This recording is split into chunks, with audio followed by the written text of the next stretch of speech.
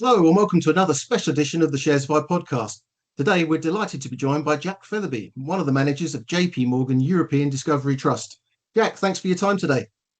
Well, thank you for having me on. It's a great pleasure. Now, the Trust's looking for lesser known investment opportunities across the continent. Can you just give us a high level intro to the Trust? Well, I think the first thing you should be aware of with the Trust is the name. And we call ourselves the European Discovery Trust. And this is an evolution from the European Small Cap Trust we used to be known as. So JPMorgan European Small Cap became the JPMorgan European Discovery Trust. And we really found ourselves as portfolio managers as really just identifying those sort of fantastic, growthier but smaller names within the European small cap space. We often found with if we spoke to larger cap investors, everyone in the world will know what Nvidia does, what Apple does. But on the small cap side, do you know what Do & Co do? Do you know what Glanbia do? Do you know what Lottomatica do? And that's why we changed it, because we really found ourselves as part of our investment process is uncovering these really these hidden gems. And it's actually one of the things we've done over the last couple of years is we've slightly changed our focus, because there's a growing awareness that within small cap companies, there's a real asymmetry out there. Companies don't go up just 10%, 30%. Companies can do 10x. And actually, there's one name within our universe, Fort Knox, where in its listed period, we're now nearly 200%, 200 times in its listed lifetimes. And if you compare that to actually Nvidia, Fort Knox outperformed Nvidia during its listed lifetime, which I think is very impressive. So yes, we are the European Discovery Trust, so emphasizing the discovery. But we focus on Europe, excluding the UK, smaller companies. So companies typically under 7 billion, and they typically go all the way down to, say, 300, 400 million euros. It reminds me, Jack, of that Jim Slater comment about elephants don't run, but fleas can jump. That sounds to be very much the kind of ethos there. Yeah, and I think it's really important to look for a sort of a manager in small cap space, because it's hard to do yourself, right? We can do it because we have access to a whole host of technology. We have access to research. Yeah. Outside the sort of bubble I have, it's hard, right? It's hard to get access to these growth opportunities. You might be able to identify one or two, but you wouldn't be able to buy a portfolio of 70 stocks, 80 stocks. Yeah. And that's where we are. We are a portfolio of fleas, to take your expression, listen. So I mean, you focus generally on three core questions. Is it an attractive company? Is it attractively valued? And is there share price upside? Why don't you give us a bit more detail about how you assess the attractiveness? Yes, well, so I have to say, I don't think there's anything unique to say that you are looking for attractively valued, good quality companies with a good momentum story. I always say, find me a manager who's looking for expensive companies, low quality, and have terrible momentum. There's not a single person out there who does that. But what we do is, well, first of all, think of those three questions as trying to build a super stock. If you look at our portfolio will always be better than average than the benchmark, cheaper than average than the benchmark, and better momentum than the benchmark. And what I mean by that, you think about metrics such as PE, returns on capital, the quality of management, etc. That's a top-down basis. But what we really do differently at JPMorgan, and this is not just the small cap team, this is the broad array of investment trusts who all use our same investment process. We combine those questions with quantitative metrics. And this is really useful in small cap because it allows you to filter a universe of over 1,000 stocks, I think it's about 1,500 stocks, into a far more manageable pool to which to fish in. So rather than fishing in the Atlantic Ocean, you're fishing in the English Channel. Makes things a lot easier. And this is where we really separate ourselves. Is one of the benefits of doing small cap in such large organizations is you benefit from tech spend. I think the wider JPMorgan spend. I don't want to put some grossly outdated numbers out there, but close to 20 billion of tech. And within asset management and within equities itself, it filters into the hundreds of billions. And we really benefit from the investment spend you need for those large cap portfolios in the US, those large cap portfolios in Europe. We benefit because a lot of those metrics on the quantitative side in large cap space work even better in small cap space. So we really benefit from these synergies of tech.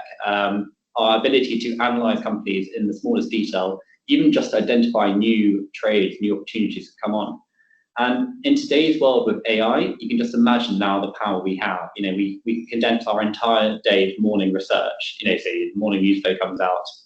By the time I get to my desk, I already have it succinctly ready. And I can press refresh every 5 minutes to see if anything's changed. And so what we really do is we use that sort of power of being a bigger organization, that tech spend, to help us answer those 3 questions. And so when we're finding a company, we are saying, okay, well, does this company tick 1, 2, or 3 of these boxes? Preferably 3, that would be great. If not, strong on 2. And then we end up building that super portfolio I mentioned at the start. Excellent. No, thanks, Jack. And given the trust nature, I mean, many of our listeners and viewers will be unfamiliar with some of your holdings. So can you give us maybe a quick snapshot of, say, the top 3 holdings? I think Storebrand, Accelleron, and Sydbank.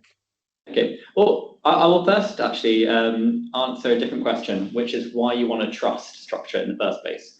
Because in small cap, there's a massive illiquidity premium, as in it's harder to get access to these names. And so the trust structure is actually a really important structure to use if you want to invest in small cap companies. And it really allows us to focus on those less liquid names, or it allows us to be a bit more agnostic to liquidity. And I'm not talking about private companies. We don't invest in private companies, but it means we can go down, say, the market cap spectrum. So, for instance, one sort of fantastic name, I can't yet disclose in the portfolio, but we bought recently only about 300 million market cap, and we see just fantastic potential of its growth going forward. It works in the EV sector, so charging ports, etc. Should we have our listeners email in their guesses? Yeah, but it's really important to just say, like, the structure, the closed-end net trading structure makes it so much easier to invest in small caps. You just don't have these daily flows. But to answer your question then directly about our top holdings. So our top holdings, Storebrand, Accelleron, Sydbank. The good thing about these is they're all doing something very, very different. And they're all, from our point of view, they're all driven up by their own individual bottom-up fundamentals. Because that's what we are at the end of the day. You don't pick a small cap manager for their ability to predict macro. They wouldn't be doing small cap. They'd be, at the end of the day, you're there to find these unique opportunities. And so you take a company like Storebrand. Storebrand are a transformation story. They're an asset management sort of insurance company based in the Nordics. And really what they've done is they've transformed their business over the last, say, decade, from about, 2012 to now. They've gone from 60% of their business being capital intensive defined benefit pensions to now a very asset-like business, which are seeing massively improving returns on equity. So for instance, over the last couple of years, their returns on equity have gone from something like 8% to 16%. At the same time, they're giving you sort of a 7% total dividend yield, etc. So Storebrand is a good example of that, one of those companies we want, where it's got the value there. That's a 6 to 7% total return dividend yield. It's got, is it a good company? It's this transformation to a capital-like company. And in terms of improving momentum there, it's that improving sort of operational metrics, so return on equity, that's improving the inflection you're now seeing from things like higher bond yields and higher stock markets. So that sort of encompasses all 3 of the things we're trying to find. Which, funny enough, makes it the biggest company in our benchmark, just from the growth seen on those different things. Accelleron is a sort of more interesting, sort of more spicier play. And Accelleron are one of the world leaders in turbochargers. So they are based in Switzerland. And turbochargers are interesting because initially the investment case was all based upon dual fuel usage in the shipping sector. So people trying to make the crude carriers comply with IMO 2020, or just trying to improve efficiency by using different types of fuels. So a turbocharger will largely make you far more energy efficient, but of course the cost associated with it. Anyway, they were benefiting from that, but they've now, over the time we've owned the company, have seen a second kicker. And the second kicker is where things get really interesting. And with data centers being hugely energy intensive. Right. Well, if you're having a backup supply to your data center, you can't have your AAA battery. You need to have a full solution which can power one of these, almost town-sized town-sized data centers. And so people are building into them adjacent generators, which all need turbochargers to make them more efficient just because of the huge energy usage. And Accelleron are really seeing a huge jump in their growth over the last couple of years. I mean, they're now growing at sort of mid-teens revenue, and that's just going to carry on as the data center build-up carries on. So that's a good story there. And then the third one you mentioned is Sydbank. So Sydbank, they are Sydbank AL now, because they've recently merged with the Sydbank are one of the smaller but very well performing in the corporate sector, corporate banking sector in Denmark, and they've just merged with one of the leading retail banks in Denmark.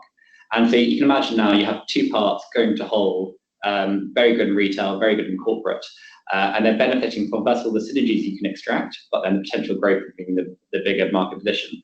And so we're seeing good, solid sort of runway of growth. You know, when you have lending growth at about 3.5% a year, and you combine that with the fact that you're going to get improving margins, that feeds to like an earnings growth of say at a 10-15%. But then you can add to that the dividend and the potential re-rating potential. So that's why those three are in our top three. And I think they can sort of, as I mentioned at the start, they all answer that sort of quality or that momentum or that value question we were talking about. Jack, we are running short on time, but just finally, I mean, investors ultimately, regardless of the pitch, they're going to look at performance. Your performance has been pretty impressive. What I find interesting is particularly is the discount has narrowed. Now, do you think this is because people are increasingly looking for European opportunities? What's your interpretation of the narrowing discount? Well, at the end of the day, small caps have underperformed large caps over the last couple of years. So I think the discount came out a bit. At the end of the day, small caps are a bit more sensitive to the economic environment, and we've seen 2 wars, we've seen inflation, etc. But I think you're coming through that now. The environment is improving. You've got PMIs. Small caps very sensitive to PMIs. PMIs are improving. Small caps are improving. I mean, just this weekend, you've got peace or a truce, depending what you want to call it. But you can also talk to our board as well, and our board have been very proactive in managing discount in terms of buying back shares. And so there are several different kickers there, which have caused discount to improve. And we hope that carries on. And I think if it did tighten again, we would be active to try and reduce it. Again, share buybacks another great reason to invest in investment trusts. Yes, I mean you get that kicker, right? You're buying absolutely. back shares at a discount. Jack, that's wonderful. Thank you very much for your time. Much appreciated. Really interesting conversation there. Listeners, thank you for joining us. Tune in to our next podcast coming up very soon. Take care. Thank you.